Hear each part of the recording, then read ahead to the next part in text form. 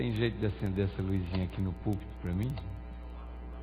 Obrigado. Desculpe, essa luzinha ela me ajuda a enxergar. Eu já não estou tão bem da vista. Acendeu, mas apagou. Ok, acendeu agora. Bem, meus irmãos, há duas coisas muito importantes que a gente faz na presença do Senhor. Um é quando a gente louva o Senhor.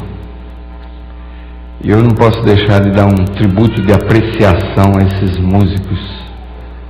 E quem faz esses músicos, que eu nem sei quem é, não sei se é a moça, a Jocelene, o nome dela, acho. Mas é fantástico. Eu não posso deixar de desejar uma grande bênção a esse grupo de músicos. É uma coisa linda, parece que eu senti a presença dos anjos e esse santuário sendo elevado à atmosfera celestial. Parabéns a esse grupo. E quando a gente louva ao Senhor, nós estamos... Os anjos de Deus é a audiência.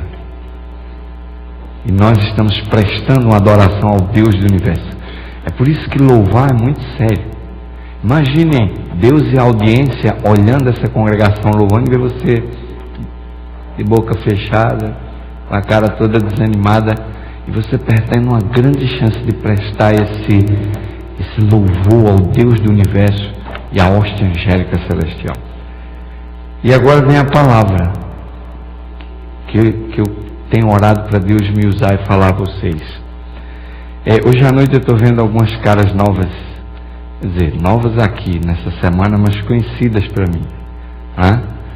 É maravilhoso ver vocês que vieram aqui hoje à noite. Eu não vou citar nome porque eu vou ser traído, mas tanto desse lado, como desse lado, como desse lado, e como daquele lado, eu estou vendo pessoas muito queridas minhas que vieram aqui hoje à noite. Obrigado por vocês vieram aqui, porque se vocês não tivessem vindo, eu ia atrás de vocês. Há alguns aqui que eu estava procurando já o telefone para chamar, mas é que eu não me esqueci das minhas ovelhas, não. Louvado seja Deus de ver que vocês estão bem, com saúde, sob os cuidados do nosso Pai Celestial. Meus irmãos, que horas são? 8h15.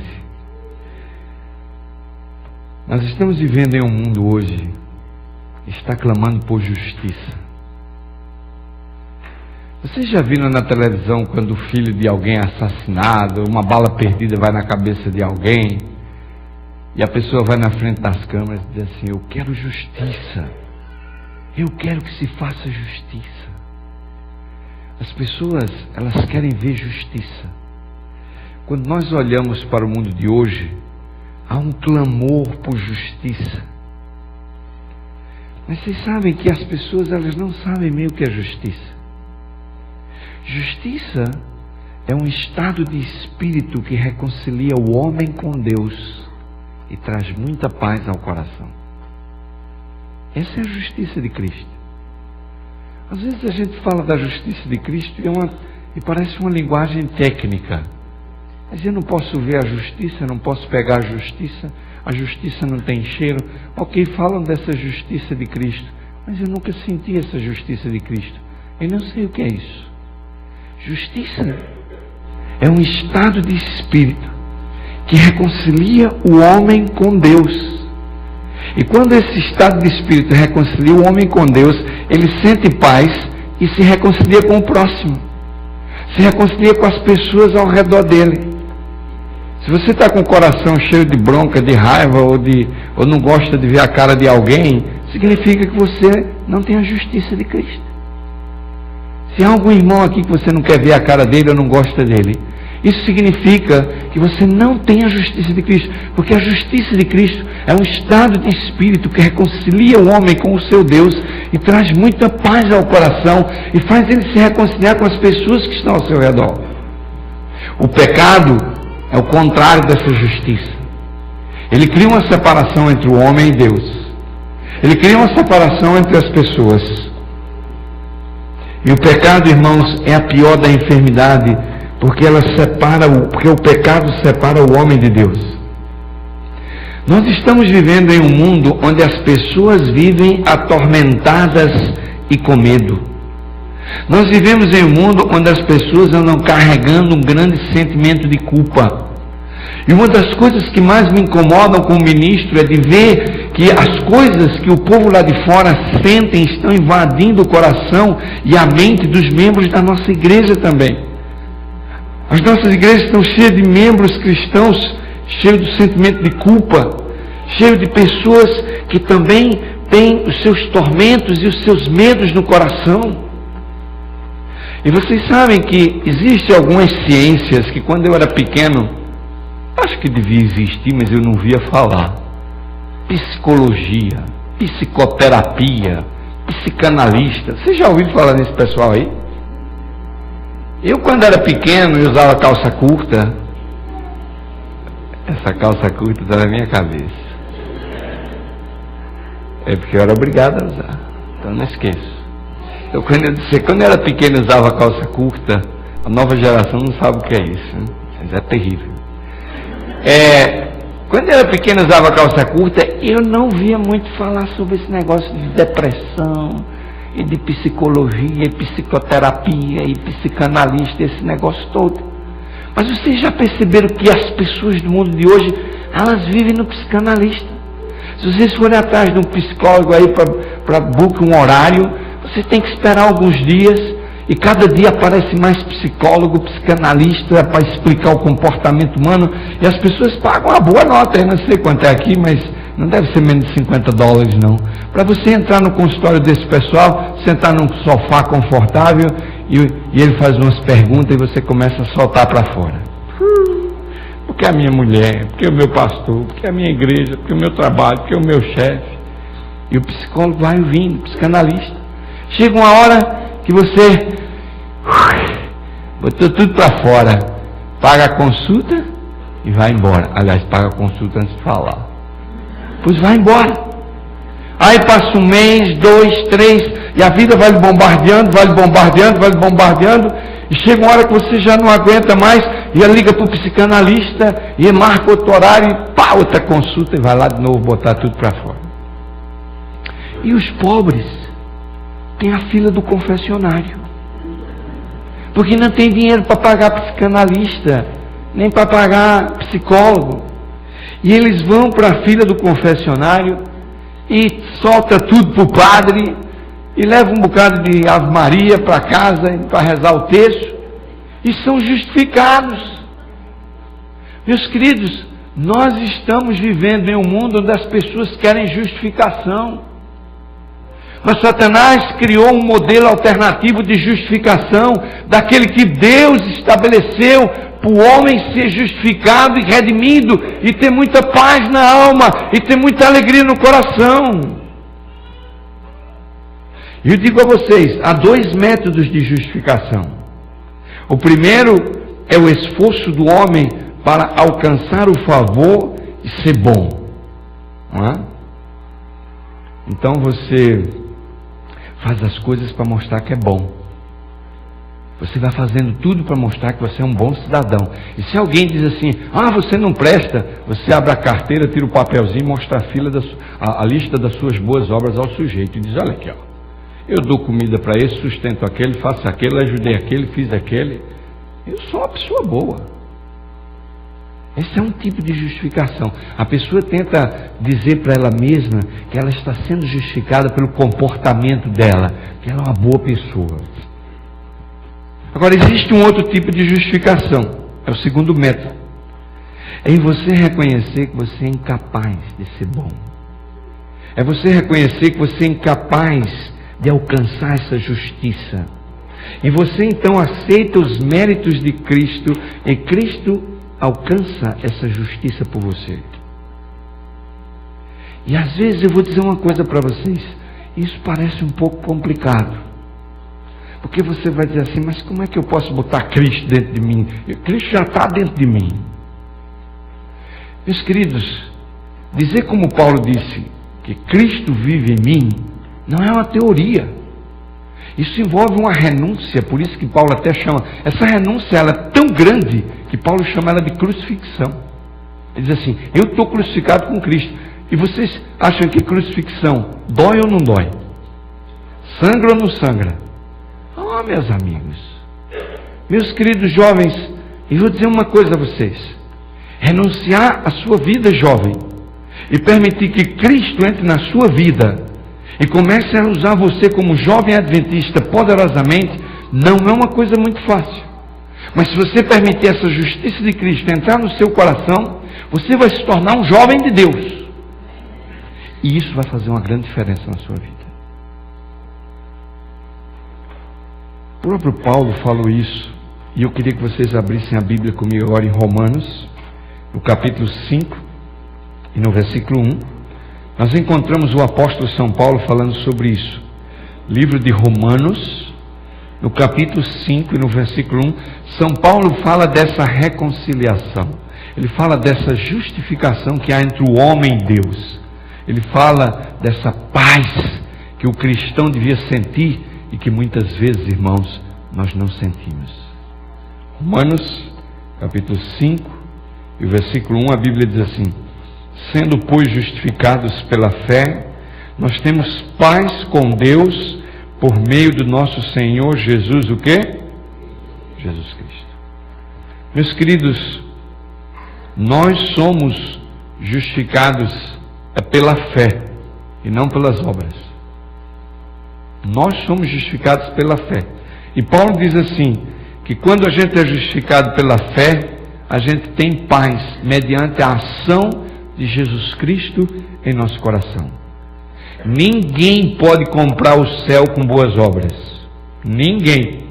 Boas obras é o resultado da nossa entrega, conversão, transformação e justificação, e não o meio para alcançar isso.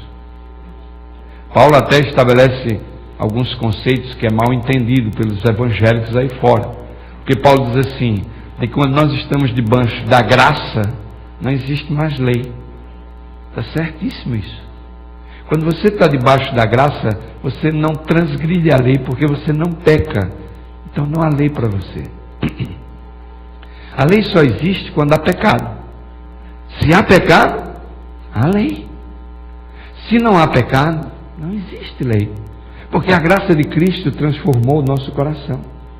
E meus queridos, se nós queremos ser justificados, há duas condições pelo qual podemos ser justificados. A primeira delas é o reconhecimento da nossa própria indignidade. É reconhecer a nossa incapacidade de ser justificado. Como jovem adventista, você pode se esforçar o melhor que você puder para ser bom e para ser um bom jovem, mas esse seu esforço é incapaz de justificar você. Se nós queremos alcançar a justificação, o primeiro passo para ela é reconhecer a nossa indignidade e a nossa incapacidade de ser justificados, de ser salvos, e sentir a necessidade de Cristo Jesus. E essa é a segunda condição. É você apropriar-se da justiça de Cristo, que é essa paz que a gente sente, que reconcilia a gente com Deus e com o nosso próximo. E nós permitimos agora de que Cristo faça essa obra em nós, dirigindo a nossa vida. Se vocês observarem essas duas condições são as duas mensagens que Ellen White diz que vai fazer uma reforma no coração da igreja. A primeira é reconhecer a nossa incapacidade. Reconhecer a nossa incapacidade é a mensagem de Laodiceia. É reconhecer que somos mornos, é reconhecer de que a gente tem um comportamento de riqueza e de abastamento, mas na verdade nós somos miseráveis, pobres, cego e nu. Quando nós reconhecemos a nossa incapacidade de salvação, nós aceitamos a mensagem de Laodiceia, a repreensão que Jesus dá. E quando nós nos apropriamos da justiça de Cristo, deixamos Cristo fazer por nós o que nós não podemos fazer, essa mensagem é a mensagem da justificação pela fé. Há um problema hoje na igreja adventista quando as pessoas falam sobre justificação pela fé. Justificação pela fé não é outra coisa do que simplesmente permitir que Deus coloque a glória do homem no pó da terra e faça pelo homem aquilo que ele não pode fazer por ele próprio. No dia que você alcançar essa experiência, você vai ter uma nova vida. Essa é a obra de Cristo no coração. Isso é deixar a justiça entrar. A justiça de Cristo entrar no coração é Cristo começar a fazer coisas na nossa vida de que nós não podemos fazer por nós mesmos. E eu vou dizer uma coisa para vocês. As pessoas do mundo lá fora, elas olham para nós e elas não veem nada diferente em nós. Só porque a gente vem à igreja no sábado. Mas você passa a semana como se fosse qualquer um aí fora. Você precisa permitir que Cristo entre na sua vida e Deus entre na sua vida e Deus comece a fazer coisas na sua vida tão extraordinárias, tão grandes, que os seus amigos e as pessoas que estão fora da igreja, que estão aí por fora, vão olhar para a sua vida e vão dizer assim: epa, isso que está acontecendo na sua vida, só Deus podia fazer. Eu quero conhecer esse Deus que está fazendo isso na sua vida. Mas as pessoas olham para a nossa vida e elas não veem Deus fazendo nada. Elas olham para a nossa vida e vê apenas a gente botando uma Bíblia debaixo do braço e vindo para a igreja dia de sábado. Meus queridos, Deus quer fazer coisas extraordinárias por nós. Essa é a maneira que o mundo vai ser atraído por Deus. É quando Deus começa a fazer coisas na vida da gente que nós não podemos fazer por nós mesmos. Isso é justificação pela fé. E eu vou dar um exemplo para vocês. Jesus deu um exemplo em Mateus 5,6. Jesus disse assim: olha, se alguém te der um tapa na cara, você pode dar outra para levar outro tapa. Alguém aqui faz isso? É capaz de fazer isso? Porque se alguém for, eu vou dar um tapa na tua cara agora para ver se tu vai dar outra. Humanamente, nenhum cristão vai levar uma bolachada do lado direito e vai dar à esquerda. Só Jesus pode fazer isso. Jesus disse assim: amai os vossos, mas nós odiamos o nosso inimigo. É impossível você amar o inimigo, é impossível. Humanamente falando, ninguém pode amar o inimigo. Só Cristo no coração pode fazer uma pessoa amar o inimigo. Vocês sabem que eu, quando vi falar que a mãe do Rui Mar foi na ilha de Palau visitar o assassino do filho dela dentro da prisão, dizer para ele pessoalmente que perdoava ele, essa é uma coisa que só Cristo pode fazer no coração do ser humano. Isso é justificação pela fé. É Cristo fazer por mim uma coisa que eu sou incapaz de fazer. Por isso Jesus disse assim: orai pelos que vos perseguem.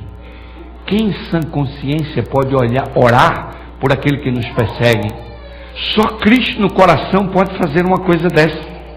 E Jesus tinha um discurso que era dramático, porque o judeu tinha um ódio terrível do romano. E havia uma lei romana que dizia assim: se o romano, eu vou botar numa linguagem moderna para a gente entender, se o romano for carregando a sua mala e passar um judeu, ele pode chamar o judeu e mandar o judeu carregar a mala dele por 1 milha. A lei dizia isso. E o coitado do judeu pegava a milha e ia contando os passos. 1, 2, 3, 4, 5. Quando dava a quantidade de passos, e ele ia xingando o romano, esse miserável, desgraçado. Um dia Deus vai me livrar desse miserável. E ele ia carregando, mas na cabeça dele ele ia xingando o romano até a morte. Quando dava a contagem dos passos, o judeu largava a mala e vazava. E o romano começava a procurar outro judeu para carregar outra milha. Aí me aparece Jesus agora dizendo assim: se um romano vier e mandar tu carregar a mala dele 1 milha, carrega 2. O judeu disse: vamos crucificar esse Cristo, esse judeu, esse não é o Messias. Vamos crucificar esse danado aí que está falando que a gente tem que carregar a mala 2 milhas. Só podia carregar a mala do romano 2 milhas aquele que permitisse que Jesus entrasse na vida dele e fizesse a obra que ele por ele mesmo não pode fazer. Irmãos, isso é justificação pela fé. É permitir que Cristo comece a fazer coisas na nossa vida que nós não podemos fazer. Mas a única maneira da gente botar Cristo na nossa vida é a gente conhecê-lo. É a gente estudar os evangelhos. É a gente estudar o desejar de todas as nações todo dia. É a gente buscar o estudo da palavra. É a gente manter comunhão e oração.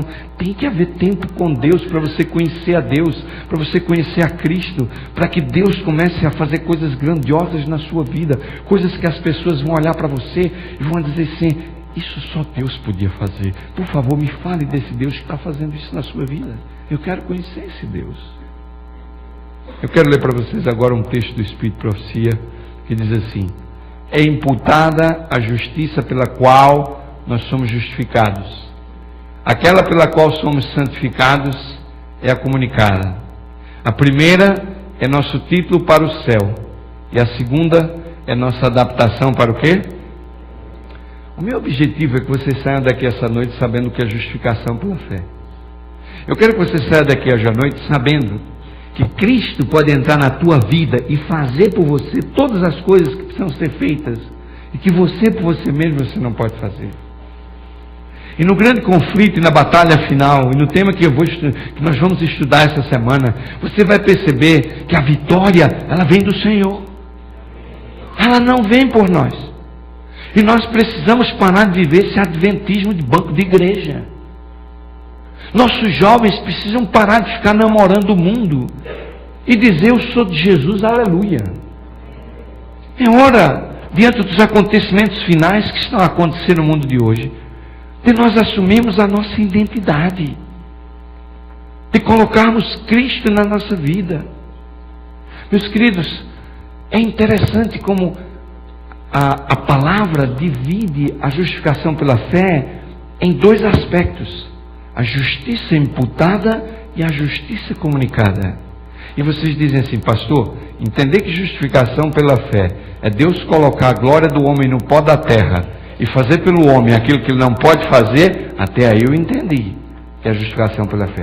Agora, o senhor dizer que a justificação se divide em imputada e em comunicada, agora o senhor complicou um pouco, porque o que é imputada e o que é comunicada? Meus queridos, isso é tão simples como 2 e 2 é 4.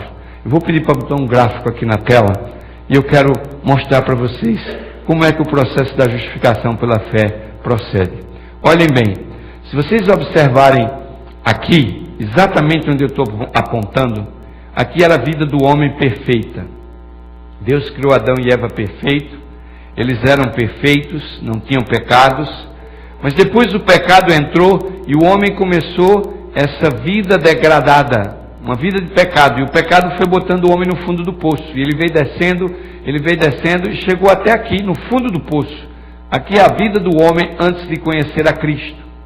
Bem, essa primeira parte é a justiça imputada. Quando Cristo Jesus veio e morreu na cruz do Calvário, a partir do momento que Cristo morreu na cruz do Calvário, você agora, quando peca, você se ajoelha, pede perdão e é perdoado imediatamente. E quando você é perdoado imediatamente, você é declarado limpo. Limpo? Vocês sabem que às vezes você pede perdão e Cristo te perdoa e sua consciência não te perdoa? Você não se perdoa. Há erros que você comete na sua vida que você não se perdoa, certo? Esse perdão imediato que você acontece é uma justiça imputada que Deus bota no teu coração imediatamente, na hora. É por isso que é imputada, porque imediatamente você recebe o perdão. Você se ajoelha e diz: Senhor, me perdoa porque eu olhei para aquela moça com pensamentos impuros. E você é perdoado imediatamente. Há uma justiça que é imputada no teu coração nessa hora. A justiça imputada, ela é o nosso título para o céu, porque ela nos declara limpo na hora. A justiça imputada é pela fé. Ela é alcançada pela fé. Ela é uma obra repentina, porque você se ajoelha, pede perdão e é perdoado. E obviamente na justiça imputada tem que haver arrependimento, confissão, perdão, reconciliação. Você sente a paz de Deus e você está começando uma nova vida com Cristo, porque a vida fica para trás. Isso é justiça imputada, é momentânea. E é lindo isso. É lindo isso. Há pessoas que terminam aí perdendo a salvação por causa do sentimento de culpa que o diabo coloca. Porque o perdão ele é tão simples. A gente se ajoelha e ora e é perdoado. Agora, isso é o primeiro processo, é a primeira parte da justificação pela fé. Essa justiça imputada de Deus, imediata, na hora. Agora, vem a justiça comunicada. A justiça comunicada é o que acontece depois que você aceita a cruz. A justiça comunicada é o que acontece depois que você é perdoado. Depois que você é perdoado, o que é que acontece? Você é declarado limpo, mas aí você tem que começar agora a ascender novamente para a linha da norma perfeita. É a linha do crescimento cristão. É a vida do homem convertido depois de aceitar a Cristo.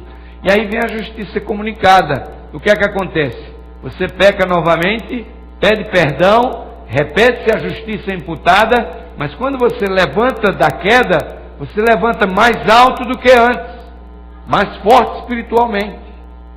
Isso aqui está funcionando? Está funcionando. Tá bom. É porque eu estou sentindo um eco estranho aqui. Bem, você cai novamente em pecado, e você levanta novamente, cai novamente, levanta novamente, mas cada vez que você cai e usa a justiça imputada pedindo perdão, você se levanta mais forte espiritualmente para resistir o pecado. E você começa a crescer na vida espiritual. Essa obra de justiça comunicada é a santificação. Essa obra é a nossa idoneidade para o céu, é a adaptação do nosso caráter para morar no céu. Você começa a adaptar o seu caráter para morar na vida eterna. E esse caráter, ele é adaptado por esse crescimento cristão da justiça de Deus comunicada na sua vida, lhe dando poder para você vencer o pecado. Mas se você cai no pecado, enquanto está crescendo nessa santificação, se você cai no pecado, a justiça imputada se repete, porque você pede perdão e Deus lhe perdoa, mas você se levanta mais forte, mais poderoso para resistir o pecado e começa a crescer espiritualmente. É por isso que a justiça comunicada é feita pela fé, a justiça comunicada é uma obra progressiva, a justiça comunicada abrange a vida toda. Mas ela vai transformando. Eu vou dar um exemplo para vocês. Por exemplo, nós somos membros da mesma igreja e você aceita Cristo no coração e começa uma nova vida com Cristo. Mas a gente vive juntos 5, 6, 7 anos e a gente continua olhando para a pessoa e ela é a mesma pessoa. É como se você, na vida cristã, alcançou o seu limite e aí você não cresce mais. Você fica parado ali. Você não consegue produzir mais nada. E interessante, sabe o que é? É que às vezes a gente chega aqui e fica nessa linha reta. Aí cai e volta para o mesmo lugar. Cai, volta para o mesmo lugar. Cai, volta para o mesmo lugar. E acha que isso é santificação. E acha que isso é a justiça comunicada. Não é. Quando você cai, você tem que levantar mais forte do que quando caiu. Você tem que se levantar com a experiência do pecado e da tragédia que ele causou na tua vida. E você tem que se levantar mais forte. A justiça imputada e a justiça comunicada, elas andam de mão junta, fortalecendo a fé do cristão, fazendo ele crescer, fazendo ele ficar forte, fazendo ele derrotar Satanás. Satanás tem uma legião de anjos maus em cima de você. Se você não se fortalece do poder de Cristo, você não derrota Satanás. Eu vou dar um exemplo. Um exemplo assim bem prático. Por exemplo, vamos falar aqui do cinema. Alguém disse amém aí, mas eu não sei se vai dizer daqui a pouco. Bem, é o seguinte. Eu cresci na igreja adventista. E olha, jovens, vocês que são jovens, estão na igreja adventista, é um grande privilégio para vocês. Um grande privilégio. Vocês não têm nem ideia a bênção que é ser jovem adventista. Às vezes vocês não dão devido valor a isso. Mas eu vou dizer uma coisa para vocês. Quando eu cresci, era pecado ir para o cinema. A igreja dizia, quem for para o cinema é eliminado e disciplinado. Ok?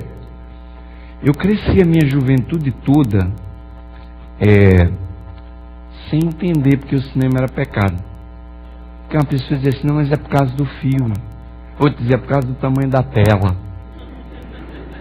O outro dizia assim, aí veio o advento do videocassete e eu assisti em casa o filme tudinho que eu não ia ver no cinema. Certo? E os jovens também. Aí, Outro dizia, mas vai para a roda dos escarnecedores. Mas quando pega o ônibus para ir para o trabalho, o metrô em São Paulo, também está na roda dos escarnecedores. Bem, eu vou contar uma história minha do cinema, mas antes eu vou dizer para vocês que o cinema é pecado. Eu já disse para os jovens ali dentro que é pecado, em particular para eles, agora eu vou dizer para todo mundo, porque os pais precisam saber que é pecado. Não é só os jovens, não. E há uma grande explicação porque o cinema é pecado, e ai daquele que está pagando para ir no cinema, porque o dia do juízo vai vir e ele vai acertar as contas com Deus. Cada vez, olha, se você souber de uma pessoa que blasfema contra o teu pai, você frequenta a casa dessa pessoa? Você não pisa lá. Agora, o cinema não é o filme, o cinema é a casa de espetáculo. A casa de espetáculo é o cinema. Se você perguntar o que é o cinema, o cara não vai dizer, é o que passa na tela. O que passa na tela é o quê? Essa é outra história. A gente pode falar do filme uma outra hora. Mas o cinema é pecado. Ir ao prédio do cinema é pecado. E sabe por que é pecado? Porque quando você paga o ingresso na entrada do cinema, uma parte do ingresso que você paga, ele vai para manter a casa, manter a eletricidade, manter o ar-condicionado, manter a pintura, que no dia que você foi pode estar sendo um filme dos 10 mandamentos, mas no dia seguinte tem um com o demônio falando contra Deus e acabando com o nosso Pai Celestial. E você, quando paga o ingresso do cinema, você financia essa obra demoníaca que o diabo faz dentro do cinema, e é pecado ir para o cinema. E Deus vai cobrar de você o dinheiro que você está pagando para financiar essas casas de espetáculo que blasfemam contra o nome do nosso Deus. Eu dou graças a Deus porque agora eu descobri que o cinema é pecado. E como ministro, posso vir aqui e dizer aos pais e aos jovens, é pecado. E não vá, porque muitos perderam a salvação por causa de um filme e por causa do cinema. Não é um filme. Não é um filme.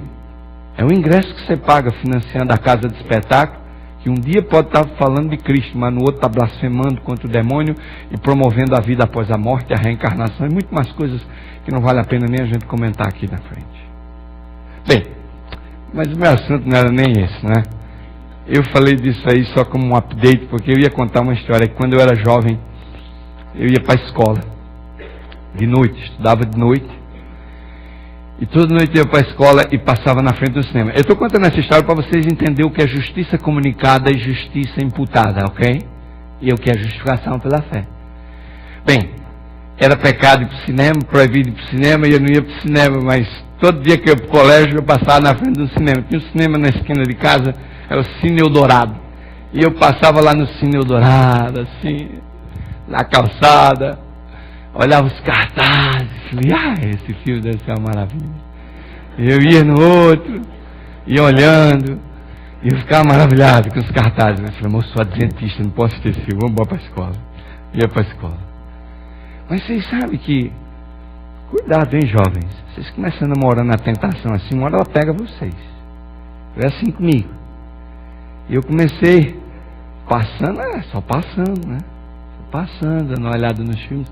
Mas um dia eu vinha e tinha até aquele pedestal no meio da calçada promovendo o filme, e o filme dizia assim, o maior clássico da história do cinema, E o Vento Levou. Eu falei, eita, o maior clássico da história do cinema. E eu fiquei pensando assim, se eu pudesse assistir esse filme, mas eu não posso, sou adventista. No outro dia eu cheguei na escola, todo mundo, você viu o Vento Levou, 3 horas e meia de filme, eu vi, vive ali, claro que eu falei, caramba, esse negócio é bom demais. Todo dia eu passava na frente do Cine Eldorado e parava para olhar, e o vento levou. Eu pensava, o que será que o vento levou? Será que o vento levou? Bem, quando foi um dia, eu vinha da escola e estava escrito assim, última semana. E eu falei, caramba, tem que ser essa semana agora, porque senão não vai ser nunca mais. Aí quando eu passei na quarta-feira, estava lá, antepenúltimo dia. E eu falei assim, o último dia, sexta-feira, não dá mesmo, é hoje ou é amanhã. E aí quando foi na quarta-feira, eu cheguei na frente, olhei a bilheteria, olhei para um lado, pô, já era meio tarde, umas 9h30, tinha uma sessão começando às 10 horas, e eu falei assim, olha, eu acho que eu vou comprar um ingresso para ver esse filme. E corri assim na bilheteria, olhando, não vi nenhum adventista na área, entendeu? E como eu não vi nenhum adventista, eu fui lá, por favor, me dá um bilhete aí. Quando ele me deu o bilhete, assim que eu fui entrando, apareceu alguém assim na esquina, e eu me virei, botei o bilhete no bolso e fui-me embora. Falei, Senhor, obrigado, porque eu quase ia pecando ali, entrando naquele cinema agora. Mas botei o bilhete no bolso.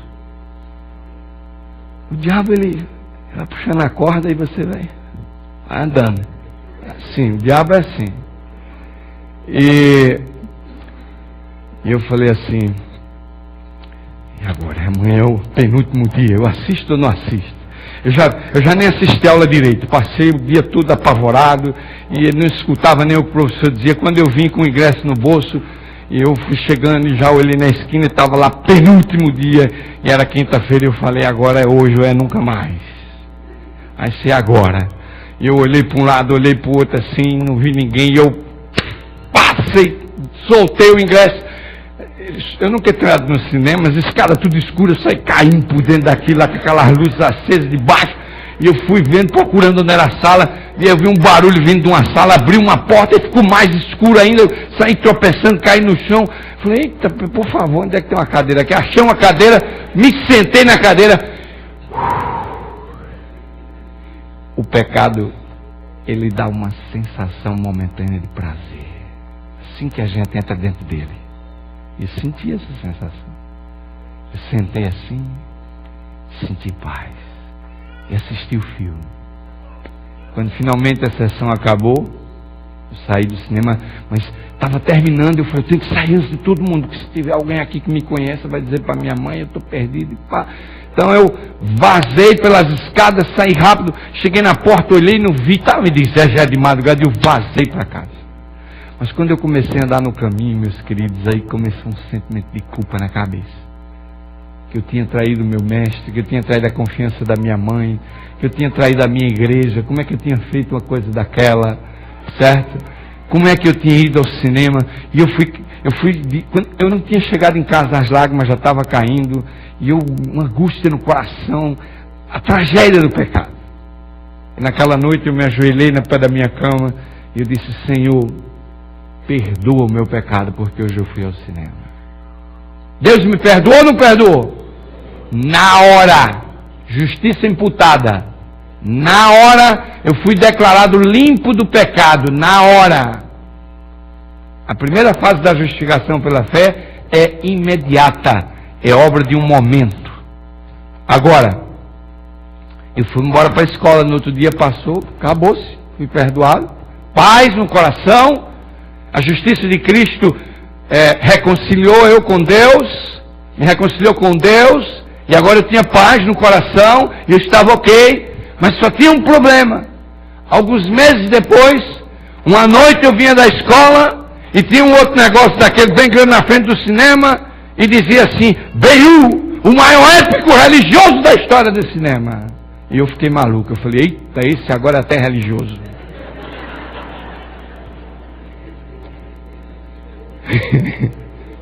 Eu falei, o outro não era religioso, esse é épico religioso, esse deve dar para assistir. Nossa, e a fama, no outro dia na escola o comentário rolava doido, e eu falei, pela madrugada, eu tenho que ver esse filme. E quando foi, eu falei, não posso, eu já pedi perdão a Deus, já fui uma vez, eu não vou mais. E passava no cinema, olhava o cartaz, parava, ficava lá, mas ia embora, né? Finalmente, eu vi uma noite, estava lá, última semana, eu falei, eita, agora.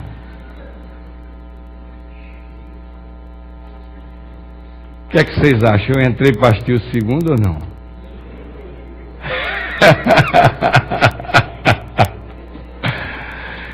Meus queridos,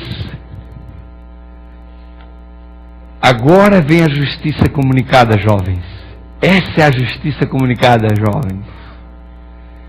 Como eu caí naquele pecado e pedi perdão a Deus pelo pecado que eu havia cometido, eu decidi, depois de ter caído naquela amargura e naquele pecado, que toda vez que eu voltasse da escola de noite do cinema, eu ia entrar uma rua antes, ia dar a volta no quarteirão para não mais passar na frente do cinema. Essa é a justiça comunicada. A justiça comunicada é essa que vai transformando você. Você cai no pecado, mas você tem a imputada sendo repetida, lhe dando perdão. Mas você se levanta dela com mais experiência para guerrear o conflito. Você se levanta dela com mais poder para resistir os ataques de Satanás. E você então eu evitei passar no cinema, porque eu não queria cair novamente em pecado. E se eu continuasse passando na frente do cinema e vendo mais os cartazes, seguramente eu cairia novamente no pecado. Justificação pela fé, irmãos, é isso, é a obra que Deus quer fazer na sua vida. E eu vou dizer uma coisa, você pode estar batizado dentro da igreja, ser ancião, ser até pastor, você pode ter anos no adventismo e você ainda pode não estar justificado pela fé. Porque justificação pela fé é isso, é a obra de Deus entrando na nossa vida e fazendo por nós coisas que nós não podemos fazer. E quando Deus entrar e fizer essas coisas, o seu amigo da escola, o seu vizinho, as pessoas no seu trabalho, elas vão olhar para você e vão ver os atos de Deus na sua vida e elas vão ser atraídas pelo Evangelho.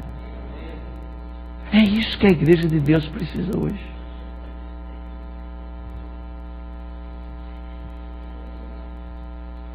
Eu quero ler alguns textos do Espírito de Profecia para vocês agora. O primeiro diz assim: mais elevado do que o sumo pensamento humano pode atingir é o ideal de Deus para com seus filhos.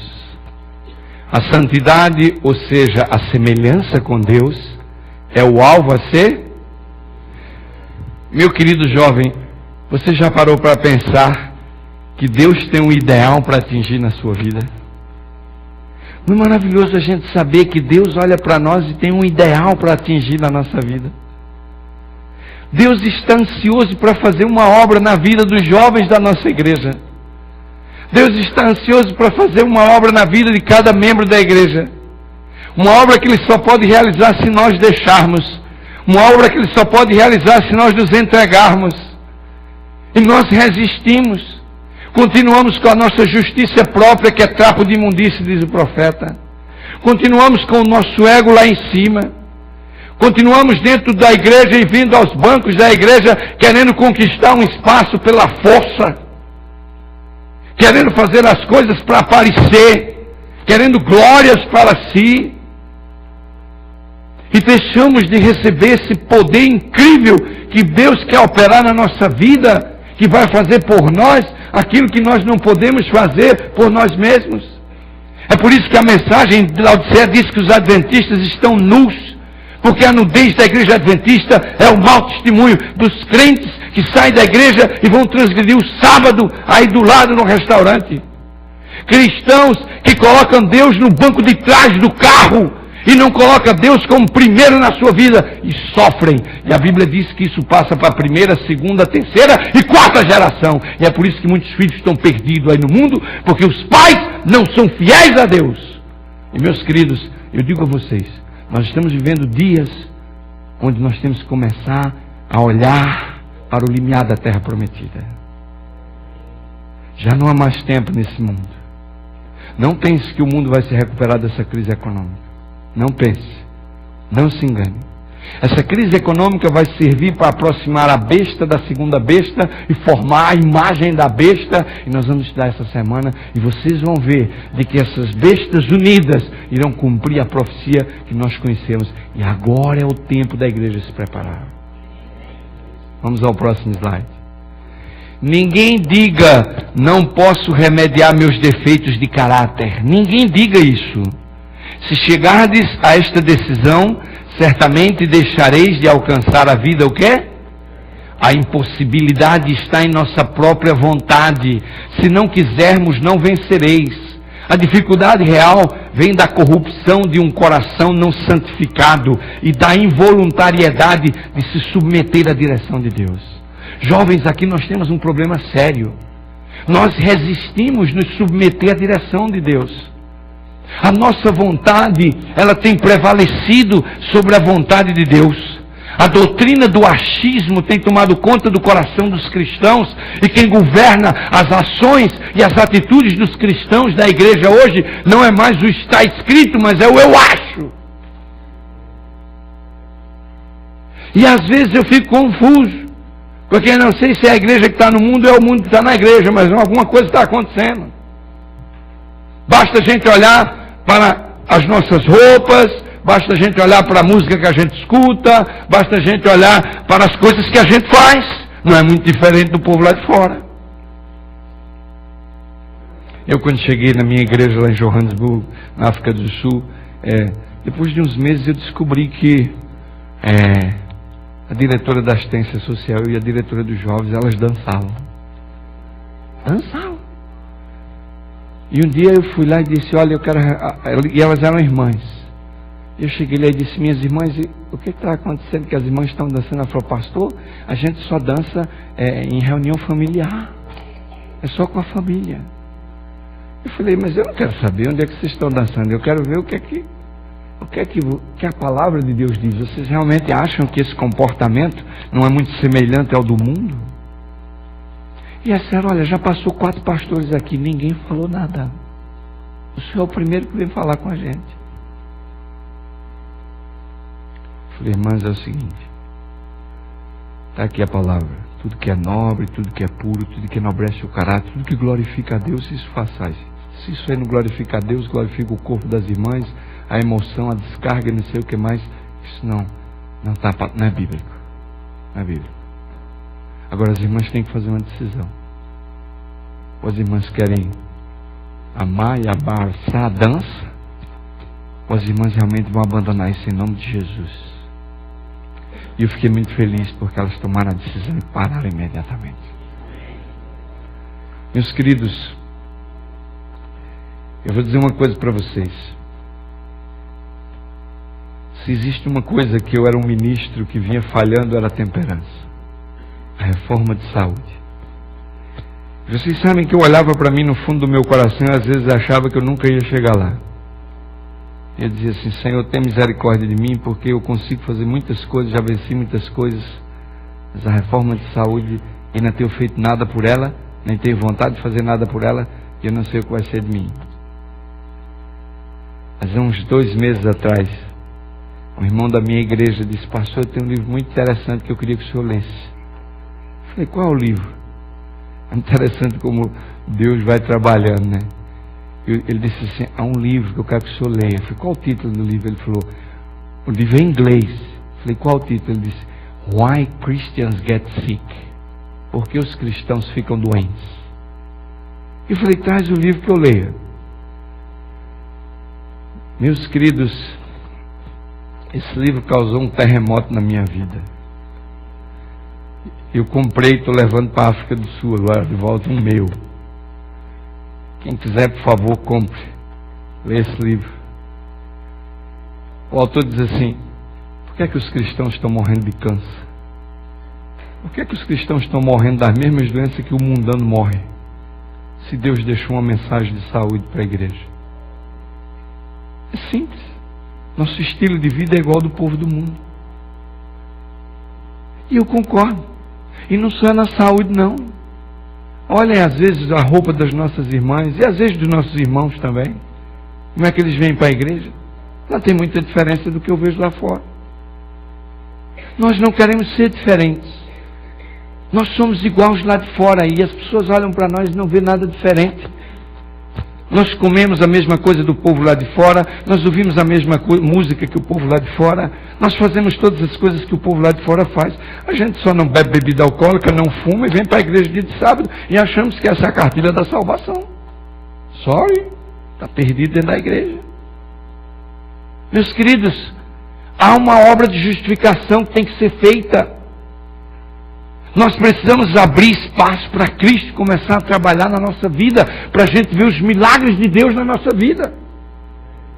A igreja hoje, ela está carente desse poder. A igreja hoje está carente dessa manifestação poderosa do Espírito de Deus em nossos meios. E o diabo está fazendo isso lá fora, porque a profecia diz que a igreja final vai ter milagres, vai ter reavivamento. Os cristãos vão sair de porta em porta. E é por isso que os assembleístas de Deus, os pentecostais, os testemunhos de Jeová, os mormons, eles estão fazendo tudo que a igreja de Deus devia estar fazendo. E nós ainda criticamos. Eu me lembro uma vez que eu estava pregando domingo à noite na igreja central de Curitiba, e enquanto eu pregava, no meio do meu sermão, uma mulher dizia lá, amém, glória a Deus, aleluia. E aquilo me inflamava. Eu fiz ter pelo menos uma alma aqui que está recebendo minha mensagem, porque os outros estão tudo calados. Quando terminou o culto, eu estava cumprimentando os irmãos na porta, e ela passou na porta. Ela disse, ministro, ela me chamava de ministro, eu preciso falar com você porque eu estou sendo perseguido nessa igreja. Eu falei, mas como assim? Ela falou, olha, eu era pentecostal e eu ouvi a verdade do sábado e pregaram para mim e eu fiquei maluca com essa mensagem. Que coisa linda a igreja adventista. As verdades dessa igreja, o meu coração está pegando fogo. Eu escuto a palavra e não consigo ficar calada. Eu tenho que dizer aleluia, glória a Deus pela mensagem, pelo poder. E o povo aqui está me chamando de pentecostal e estão querendo me expulsar da igreja. Eu não sei o que eu fazer. Eu vou voltar para a minha igreja pentecostal e vou guardar o sábado lá, pastor.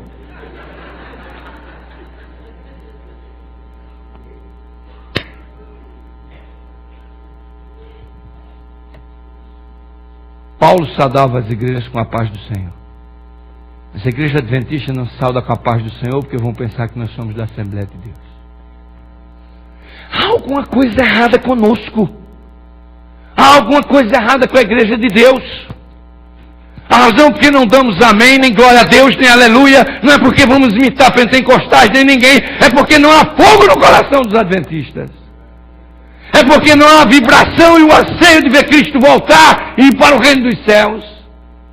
Nossas igrejas estão acomodadas, mergulhadas dentro de um cabedal de doutrinas, achando que elas vão nos levar para os céus, quando nós não conseguimos amar o nosso próximo, não conseguimos perdoar o nosso próximo, não conseguimos fazer absolutamente nada, nos humilharmos perante o próximo, nada, e nem permitimos Cristo entrar em nossa vida e fazer por nós aquilo que nós não somos capazes de fazer. Há uma justiça própria no meio do povo de Deus, que está afastando a justiça de Cristo do rebanho, e por isso o povo perece por falta de conhecimento. O que eu acho mais lindo, sabe o que é, irmãos? É que Jesus fez uma declaração incrível em São Mateus capítulo 5, versículo 48. Eu queria ler essa declaração. São Mateus capítulo 5 e o versículo 48. Eu já estou terminando, aqueles que estão preocupados. São Mateus capítulo 5 e o versículo 48. São Mateus capítulo 5 e o versículo 48, a Bíblia diz assim. Mateus 5, 48. Sede vós perfeitos, como é perfeito o vosso Pai que está onde? Sede vós perfeitos, como é perfeito o vosso Pai que está nos céus. Algumas pessoas dizendo assim, Jesus aqui está dizendo o seguinte, que nós temos que ser perfeitos na esfera humana. Não, não é. Jesus está dizendo que nós temos que ser santos igual Deus é santo. Jesus está dizendo aqui que aqueles que vão passar pela crise final, eles vão passar puros, santificados. Eles vão viver aqui nesse mundo sem pecar. Satanás não vai poder acusar Deus de que só o filho dele viveu aqui como santo. Há uma igreja que vai ser remanescente, que vai pregar o alto clamor que nós vamos estudar na quinta-feira. Essa igreja vai ser pura. Essa igreja vai ser santa. Essa igreja vai ser justificada. E você, se não tomar uma decisão séria na sua vida, meu jovem, você não vai fazer parte dessa igreja. Você viveu a vida inteira dentro da igreja, mas no fim você vai perder a sua salvação. Eu penso que a gente ainda tem mais um slide para ler. Quando a alma se rende inteiramente a Cristo, um novo poder toma posse do coração dela. Amém? Meu querido jovem, se você abrir a porta do teu coração e deixar que esse poder de Cristo tome posse do teu coração, você vai ser um novo jovem em Cristo Jesus. Você vai ser, meu irmão, uma nova pessoa em Cristo Jesus. Eu era pastor aqui em Dallas. Uma sexta-feira à noite a minha esposa fez pizza e a gente estava comendo na mesa. E as nossas 3 filhas estavam ali. E havíamos acabado de comer a pizza. E as 3 pequenas começaram uma discussão. A mais velha dizia assim: eu fui a primeira, eu fui a que apanhei mais. Vocês vieram depois, vocês não apanharam tanto quanto eu. E era verdade. E era verdade. A do meio falou assim: eu sou a rejeitada, porque eu não sou a mais velha, nem sou a mais nova. E eu comecei a olhar para minha esposa, e a minha esposa olhava para mim, e nos calamos, e ficamos assistindo o diálogo. E a mais novinha dizia assim: eu sou aquela que todo mundo manda fazer as coisas e eu tenho que fazer.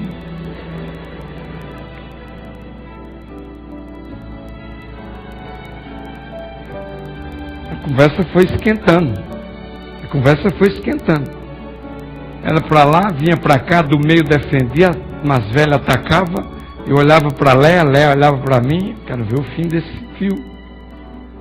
Uma hora a mais velha alterou a voz, aumentou a voz com autoridade, olhou para as outras 2 e disse: vocês são 2 de sorte, porque vocês pegaram o Derry depois que ele conheceu a Cristo, e eu peguei antes.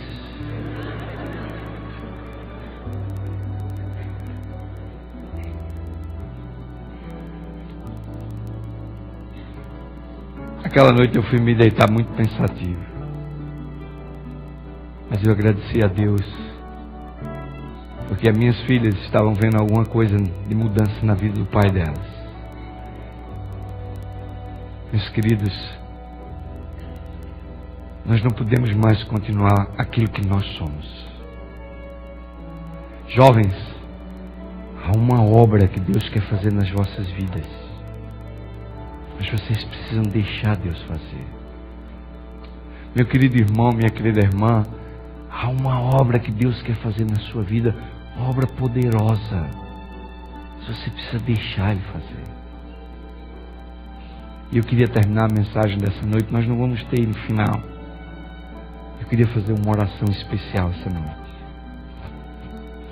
Eu queria fazer uma oração especial essa noite pelos nossos jovens, pelos irmãos, pelos aqueles que essa noite querem chegar diante do altar de Deus e querem dizer assim: Senhor, eu quero fazer uma mudança na minha vida essa noite. Eu não posso mais continuar sendo o que eu sou. Eu não quero fazer um apelo para a igreja toda, não. Eu nem quero a igreja toda aqui na frente, porque eu estou cheio de hipocrisia. Eu quero falar ao coração daqueles que são sinceros, íntegros, que essa noite estão sentindo que não podem mais continuar vivendo da maneira que estavam vivendo. E essa noite eles querem receber uma oração especial para receber o poder para fazer uma mudança na sua vida. É por essas pessoas que eu quero orar essa noite. E o meu chamado, ele é ousado. O meu chamado, ele é audacioso, sim. Porque eu sei que Satanás está trabalhando nesse auditório aqui. E eu sei que ele vai trabalhar com você poderosamente essa semana. Mas eu creio no poder de Deus. Eu tenho visto o poder de Deus me dando perdão na minha vida. Eu tenho visto o poder de Deus transformando a minha vida. E eu louvo a Deus por isso. Não pense que eu sou melhor que ninguém. Não pensem nisso. Há uma caminhada tão longa para eu caminhar, que se não fosse a cruz, talvez eu desanimasse. Mas se há aqui nessa noite algum jovem que gostaria de tomar uma decisão hoje, fazer uma mudança na sua vida, Eu queria que você se levantasse, viesse aqui à frente e se ajoelhasse aqui na plataforma. Pode ser que Satanás diga para você assim: não faça, não levante, não vá. Mas hoje você vai começar a derrotar Satanás.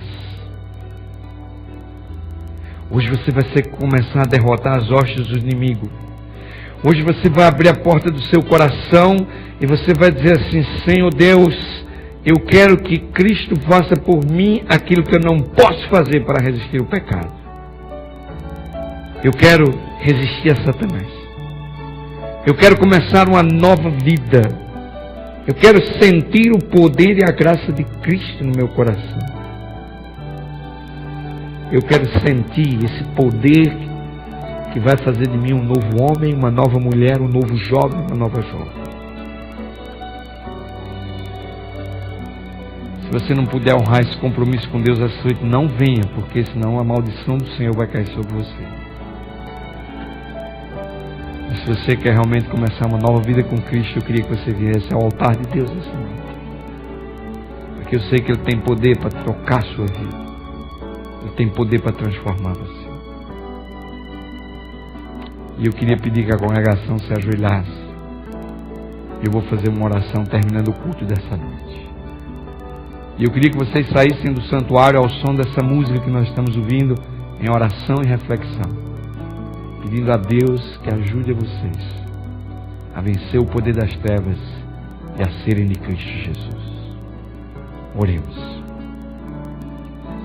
Querido Deus, maravilhoso Pai que estás nos céus, nessa noite eu estou estendendo as minhas mãos como ministro do Evangelho sobre o teu povo aqui em Dallas.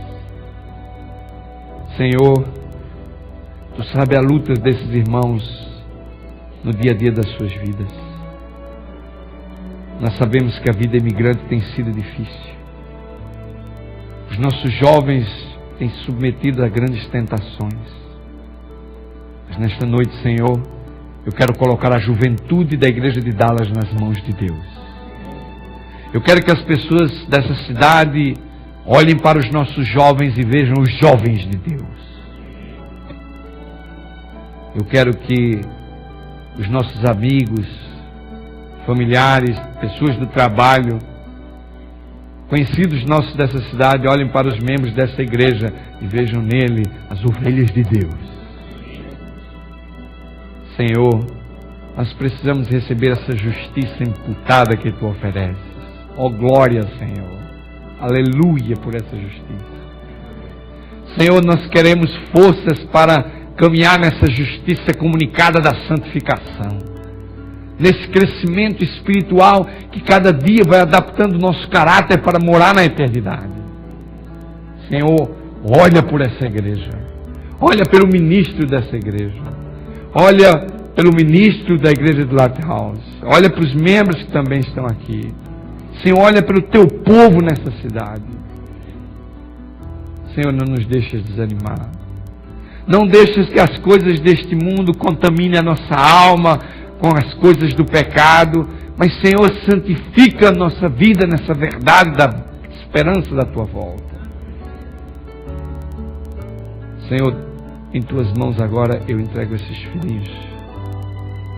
E os faço, porque eu sei que um dia o Teu Filho morreu por nós. Que Cristo entre na vida deles e que eles sejam transformados em nome de Jesus. Que o Senhor vos abençoe e vos guarde. Que o Senhor faça resplandecer o seu rosto sobre ti e tenha misericórdia de ti. Que o Senhor sobre ti levante o seu rosto e te dê a paz. Amém, Senhor.